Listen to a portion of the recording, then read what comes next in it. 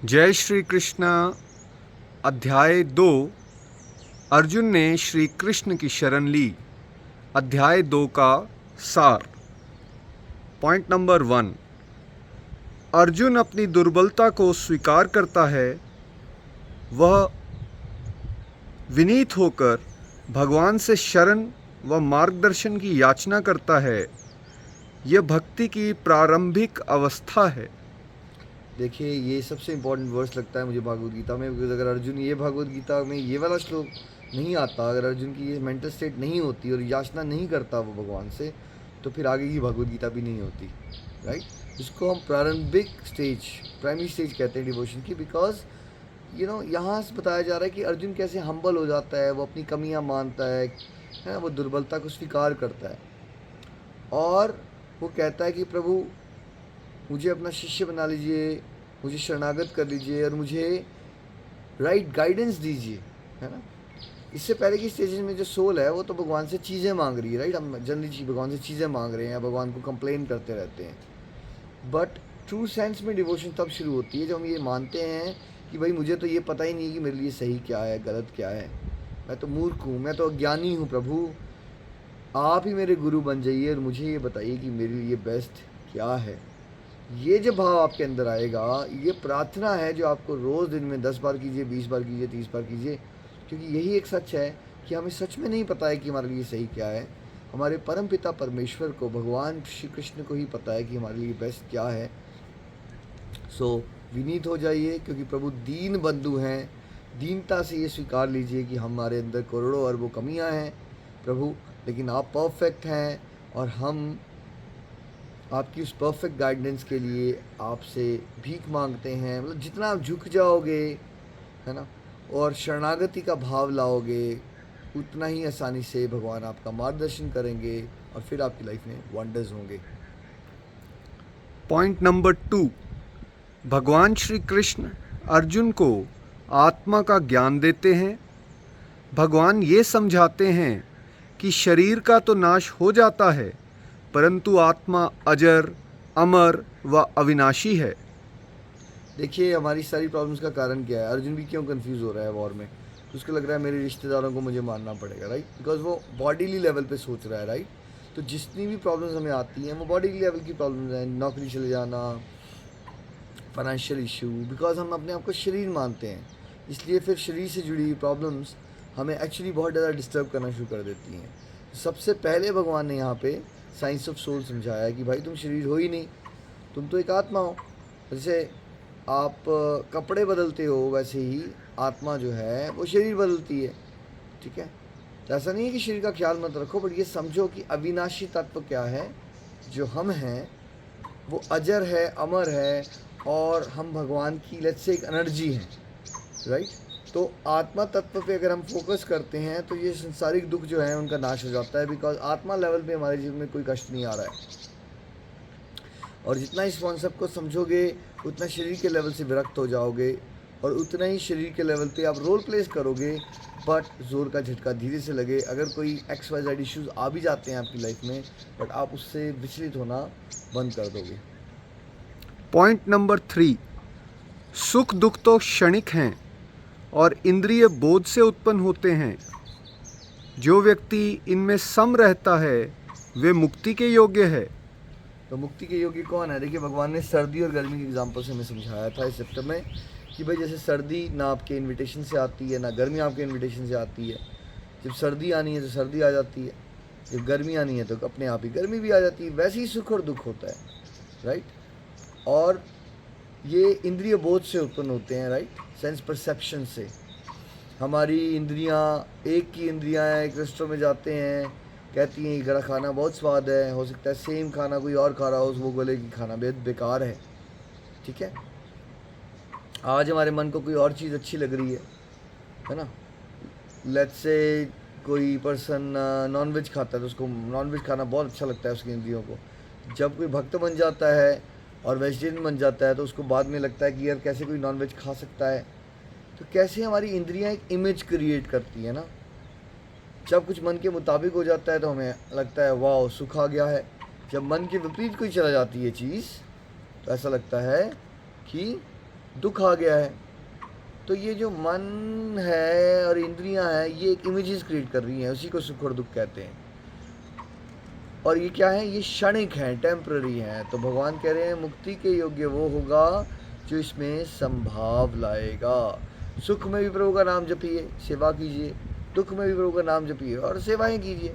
That's it, life बहुत simple हो जाएगी। पॉइंट नंबर 4, हमें अपने कर्तव्य पालन में शोक नहीं करना चाहिए। देखिए, हम सबको रोने की बहुत आदत होती है। संसारिक जीव जितने हम संसार में फंसे पड़े हैं, रोते रहते हैं हम। अब सिंपल भाषा में आप बोलते हो मेरे पास भक्ति का कुछ समय नहीं है, तो एक सिंपल टेक्निक है आपके लिए कैसे आप भगवान को खुश कर सकते हो। सारी ड्यूटीज़ खुशी से करो, बस इतना सा करना शुरू कर दो। ज़्यादा कुछ नहीं कर पा रहे अभी, प्रभु ने मुझे ये कर्तव्य दिया है, मुझे इसको खुशी से करना है। रोना नहीं है मुझे कि ये क्यों करना पड़ रहा है। ये करना पड़ रहा है का भाव की जगह हम ये सोचें प्रभु ने मुझे सेवा दी है, चाहे वो रोल मदर का है, फादर का है, ये जॉब है, राइट, तो मैं खुशी से क्यों ना कर लूँ। ठीक है, करनी तो ही है। तो इतने से ही बदलाव से आपका जीवन बदल जाएगा। पॉइंट नंबर 5, कर्तव्य पालन चाहे फल की इच्छा से ही क्यों ना किया जाए, कर्म ना करने से बेहतर है। देखिए, वैसे तो अगला लेवल भगवद गीता में यही समझाएगा कि निष्काम कर्म करना चाहिए। कर्म करो, फल की इच्छा का त्याग कर दो। तो सब लोग स्टेज पे नहीं होते, तो फिर ये समझाया जा रहा है कि कर्म करना चाहे आप फल की इच्छा से ही करो, कर्म ना करने से तो बेटर ही होता है। जैसे मान लीजिए 2 तरह के फादर हैं। एक फादर बच्चे की परवरिश करने में इन्वॉल्व होना ही बंद हो गया, वो पीता रहता है, बुरी आदतों में फंस गया, ठीक है। और दूसरा फादर ये है कि बच्चों को बड़ा करने में पूरा जोश लगा रहा है, अपना जोर लगा रहा है, लेकिन उसकी एक्सपेक्टेशंस है कि कल को बड़े होंगे तो मेरी इज्जत करेंगे। ये एक्सपेक्टेशन अच्छी बात तो नहीं है और हो सकता है उसको निराशा मिले, लेकिन फिर भी वो फादर उस वाले फादर से बेटर हो गया जो बुरी आदतों में फंस गया और इसको कोई लेना देना नहीं है, राइट, परवरिश में बच्चों की फॉर एग्जांपल। तो कर्म करना चाहे फल की इच्छा से ही करो भाई, कर्म ना करने से बेटर होता है।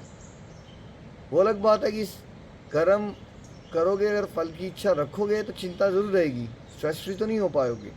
फिर भी राजसी गुण में रहना इन वे तामसिक गुण से बेटर है, क्योंकि तामसिक गुण में क्या होता है, हम छोड़ छाड़ने वाले भाव में आ जाते हैं। राजसिक में क्या होता है कि हम कम से कम करने की कोशिश करते हैं, चाहे उसके पीछे रीजंस मटेरियलिस्टिक गेन्स होते हैं, फिर भी it is better than not doing anything. Point number 6, कर्तव्य पालन फल की इच्छा से रहित व सम होकर करना ही योग कहलाता है। ऐसा निष्काम व्यक्ति चिंता व पाप से मुक्त हो जाता है। देखिए, योग का मतलब है प्लस आत्मा का परमात्मा से जुड़ना, और उसके सबसे सरल तरीका क्या है कि हम कर्म करें, फलों की इच्छा का त्याग कर दें। अगर हमारे फलों की इच्छा करनी है तो प्रभु का प्रेम के फल की इच्छा करो, प्रभु के दर्शनों की इच्छा करो, प्रभु की सेवा करने की इच्छा करो, प्रभु का नाम जपने की इच्छा करो। जब वो डिज़ायर्स बढ़ती जाएंगी, डिवोशनल डिज़ायर, तो आपको फलों की इच्छा संसारिक घटती जाएंगी, और क्या होगा, आप पापों से भी मुक्त हो जाओगे। इंसान पाप गलत काम क्यों करता है, क्योंकि उसके अंदर बहुत सारी एक्सपेक्टेशन एंड डिज़ायर्स होती हैं और वो सीधे रास्ते से नहीं हो रहा था, उल्टे का काम कर देते हैं। तो आप स्ट्रेस फ्री भी हो जाओगे। स्ट्रेस भी इसलिए होता है कि हमें होता है क्या रिजल्ट्स मेरे हिसाब से आएंगे, क्या मैं जो सोच रहा हूँ वो हो जाएगा। और जितना आप ये ज़्यादा सोचते रहते हो फ्यूचर के बारे में, उतना ही स्ट्रेस और एंग्जाइटी आ जाती है। तो कर्म करें और प्रभु की इच्छा पे छोड़ दें सब कुछ, समभाव से अपना जीवन जिएं, तो जीवन पाप मुक्त भी हो जाएगा और तनाव मुक्त भी हो जाएगा। पॉइंट नंबर 7, भोग व ऐश्वर्य से आसक्त व्यक्ति भक्ति मार्ग में प्रगति नहीं कर सकता। देखिए, जितना ज़्यादा वर्ल्डली लाइफ को भोगने में ज़्यादा अटैच्ड हो, थोड़ी बहुत अटैचमेंट तो हम सबके अंदर ही है, राइट, तभी हम मटेरियल वर्ल्ड में आए हैं, बट उसमें भी लेवल्स होते हैं। अगर आप नीड बेस्ड लिविंग की जगह हमेशा ग्रीड में फंसे रहोगे, मुझे ये भी मिल जाए, मुझे वो भी मिल जाए, तो फिर परमात्मा के रास्ते में कभी आप सीरियस नहीं हो पाओगे। आप दुनियादारी में कभी फंस जाओगे। लेट्स से आपके मन के मुताबिक कुछ नहीं हुआ, तो हो सकता है आपको लगे थोड़ा बहुत पूजा पाठ कर लेनी चाहिए, और जैसे ही आपका मन के मुताबिक कुछ होना शुरू हो जाएगा, फिर आप संसार में खो जाओगे। या भक्ति करोगे भी तो व्यापार वाले भाव से हमेशा करते रहोगे, है ना। ट्रू सेंस में डिवाइन नॉलेज से जुड़ना वही कर सकता है जो सर्टेन लेवल की विरक्ति पे आता है कि भाई संसार दुखालय है, मुझे प्रभु से प्रभु का प्रेम मांगना है, प्रभु से चीज़ें नहीं मांगनी है। पॉइंट नंबर 8, कर्म फल का भोग करने वाले कृपण होते हैं। देखिए, जितना आप संसार को भोगने की कोशिश करोगे उतना आप कृपण हो जाओगे, लाइक दरिद्र फील करोगे, दुखी फील करोगे, परेशान फील करोगे। हम डिज़ायर्स करते हैं ताकि हम सुखी हो जाएं, लेकिन ट्रैप क्या है, जितना आप डिज़ायर करोगे, जितना आप सोचोगे मुझे वो मिल जाए, मुझे वो मिल जाए, उतना वो डिज़ायर्स आगे आगे और आप इसी वजह से भागते ही रह जाओगे। जितना आप इन डिज़ायर्स को और एक्सपेक्टेशंस को छोड़ते हो उतना ही ट्रू सेंस में जनरस हो जाते हो, दिल बड़ा हो जाता है आपका, ज़्यादा अच्छा जगत कल्याण भी कर पाते हो और ख़ुद भी आनंदित रह पाते हो। पॉइंट नंबर 9, दिव्य बुद्धि से निष्काम कर्म करने वाला पाप और पुण्य से इसी जीवन में मुक्त हो जाता है। देखिए, पाप पुण्य क्या है, कुछ अच्छा कर लोगे तो पुण्य अलग हो गया, कुछ बुरा करोगे तो पाप हो जाएगा। डिवाइन नॉलेज नहीं होगी, भगवान से हम नहीं जुड़े होंगे तो कभी हम पुण्य कर देंगे, कभी हम पाप कर देंगे। अब दोनों ही कार्मिक अकाउंट को बढ़ा रहे हैं, फिर क्या होगा, फिर हमें एक और जन्म लेना पड़ जाएगा, फिर कुछ उसमें सुख मिलेंगे, कुछ उसमें दुख मिलेंगे, फिर हम अगले जन्म में और पाप पुण्य कर देंगे। तो इस तरह से सब कुछ चलता रहेगा। लेकिन भगवान ये बता रहे हैं, इनको रियल सेंस में डिवाइन नॉलेज हो जाती है, वो निष्काम होकर प्रभु की सेवा भाव से कार्य करते हैं। फिर कौन सा अकाउंट स्ट्रांग होता है, तब डिवाइन अकाउंट स्ट्रांग होता है। डिवाइन अकाउंट यानी दिव्य अकाउंट वो अकाउंट है जो आपको भगवान के धाम लेके जाता है। उसमें आप पाप और पुण्य से ऊपर उठ जाते हो, क्योंकि पाप और पुण्य में दोनों में कर्ता भाव है।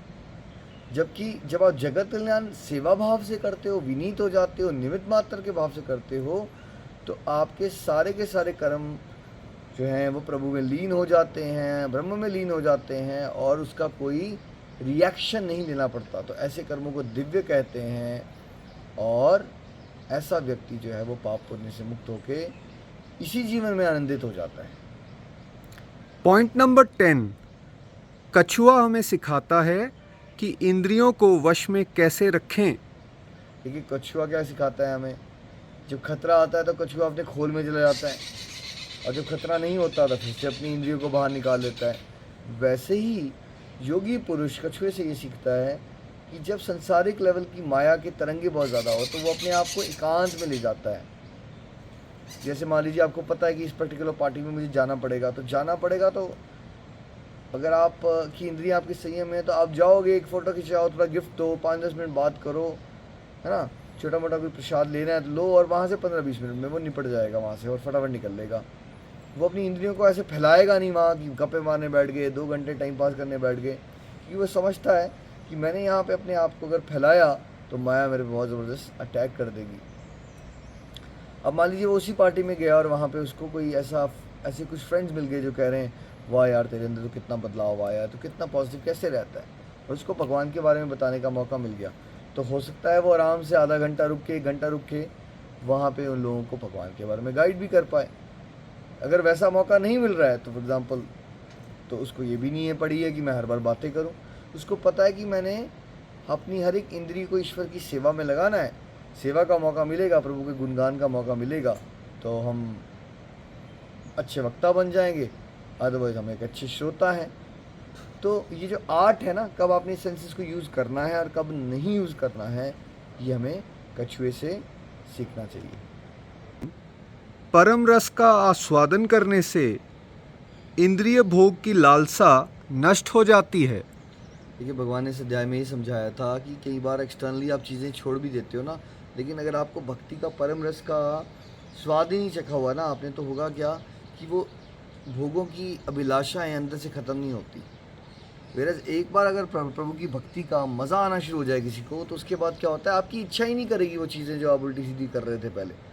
हमारे साथ कितने सारे डिवोटीज जुड़े हैं जो कहते हैं ओह कई बार तो 6 महीने साल हो जाता है वो टीवी देखना ही बंद हो गए हैं, अपने फेवरेट टीवी सीरियल ही छूट गए। इवन तो हमने नहीं बोला था, बट उनका मन ही नहीं कर रहा है वो चीज़ करने का, और पहले उनको लगता था ये इम्पॉसिबल है। तो फोकस हमारा ये होना चाहिए कि कैसे हम अपने सत्संग साधना सेवा को बढ़ाएं। इनिशियली मज़ा नहीं भी आ रहा, पुश योरसेल्फ, बाद में मज़ा आना शुरू हो जाएगा, और एक बार मज़ा आना शुरू हो जाता है भक्ति में तो फिर आपकी बहुत सारी बुरी आदतें भगवत कृपा से आराम से छूट जाती हैं। छोड़ना नहीं पड़ता, खुद छूट जाती हैं। पॉइंट नंबर 12, विषयों का निरंतर चिंतन करने से उनमें अनुरक्ति, अनुरक्ति से कामना व कामना से क्रोध जन्म लेता है। देखिए ये भी बड़ा इंपॉर्टेंट श्लोक है। इसमें बताया है भगवान ने कि क्रोध कैसे आता है। जब हम संसार के बारे में सोचते रहेंगे, फिर संसार के डिफरेंट टॉपिक्स के साथ अटैचमेंट बनती है, फिर वहाँ से डिफरेंट डिफरेंट डिज़ायर्स पैदा होती हैं, और फिर डिज़ायर्स हमारी पूरी नहीं होती तो हम क्रोधित हो जाते हैं, है ना। तो फिर क्रोध से कैसे बचें? चिंतन का अभ्यास करें कि प्रभु का चिंतन कैसे करना है। प्रभु का चिंतन बढ़ेगा तो प्रभु से अनुरक्ति होगी, वही तो हमारे जीवन का लक्ष्य है।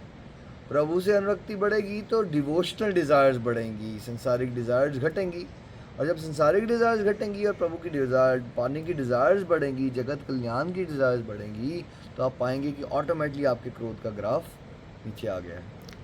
पॉइंट नंबर 13, भगवान से जुड़े बिना शांति व सुख का अनुभव असंभव है। देखिए सिंपल सी बात है, अगर आप भगवान से नहीं जुड़ोगे तो ना शांति मिलेगी ना सुख मिलेगा। यही बात जो है गरुड़ जी को काकभूषुंडी जी ने समझाई थी कि भाई कछुए की पीठ पे फिर भी बाल उग सकते हैं और आकाश में फिर भी फूल उग सकते हैं, लेकिन प्रभु की भक्ति के बिना एक व्यक्ति को आंतरिक शांति और सुख कभी नहीं मिल सकता। सांसारिक जीवन व आध्यात्मिक जीवन शैली में दिन और रात का अंतर होता है। सांसारिक लोगों का जीवन जीने का तरीका, सोचने का तरीका, चॉइसेस बिल्कुल नॉर्थ पोल होंगी, और जो आध्यात्मिक व्यक्ति है उसकी चॉइसेस बिल्कुल साउथ पोल होगी। मतलब बहुत डिफरेंट होगा हर एक चीज़, बिकॉज एक अपने आप को शरीर मानता है और इंद्रिय भोग उसका जीवन का लक्ष्य है, दूसरा अपने आप को आत्मा मानता है, प्रभु की सेवा उसके जीवन का लक्ष्य है ना। तो एक अपने टाइम को इन्वेस्ट करेगा, फॉर एग्जांपल हॉलीडे मनाएगा, एक जाएगा तीर्थ यात्रा, जबकि दूसरा जाएगा वर्ल्डली में लाइफ में जो बड़े फेमस जगहें हैं। मे बी किसी को लास वेगस जाना है, किसी को स्विट्ज़रलैंड जाना है, किसी को सिंगापुर जाना है, और कोई एक जगह भी जा रहा है, मान लीजिए कोई सिंगापुर जा रहा है, एक को बिल्डिंगें देखने का शौक होगा ज़्यादा कि बिल्डिंगें कैसी हैं, वाह स्काई स्क्रेपर्स ऐसे होते हैं, मैं एडवेंचर का ये कर लेता हूँ, मैं स्काई डाइविंग कर लेता हूँ, है ना, दुनियादारी वाला। जो डिवोटी होगा वहाँ पे भी कोई टेंपल ढूंढेगा कि मैं मंदिर देख लेता हूँ, भगवान के दर्शन कर लेता हूँ, क्यों ना मुझे भक्तों का साथ मिल जाए। सो इस तरह से जीवन शैली अलग हो जाती है, इसलिए नव साधक को घबराना नहीं चाहिए। अगर आपका जीवन आसपास के लोगों से डिफरेंट हो रहा है तो ये नॉर्मल है। अगर आपको भगवान के रास्ते में चलोगे तो आपका जीवन डिफरेंट होना ही चाहिए। आपके खाने का तरीका, बात करने का तरीका, सब में बहुत डिफरेंसेस आ जाते हैं। हमें समुद्र से यह शिक्षा लेनी चाहिए कि शांति को वही प्राप्त कर सकता है जो इच्छाओं के प्रभाव से विचलित ना हो। देखिए समुंदर में कितनी सारी नदियाँ आती हैं, बट फिर भी समुद्र स्टेबल रहता है। वैसे ही हमें अपने मन को समुंदर की तरह बना लेना है। यस इच्छाएं आ रही हैं, बट इसमें कोई विचलित होने की बात नहीं है। जो इच्छाएं प्रभु से जोड़ती हैं उसको पूरा कर लेंगे, जो इच्छाएं प्रभु के रास्ते से भटका देती हैं उसको भूल जाओ, इग्नोर कर दो, और ऐसे आगे बढ़ते रहो। जो ऐसा कर पाएगा उसका मन शांत रहेगा। जो अपनी हर एक इच्छा को पूरी करने के चक्कर में भागेगा वो कभी भी शांति को, सुख को प्राप्त नहीं कर सकता। श्रीमद् भागवत गीता की जय।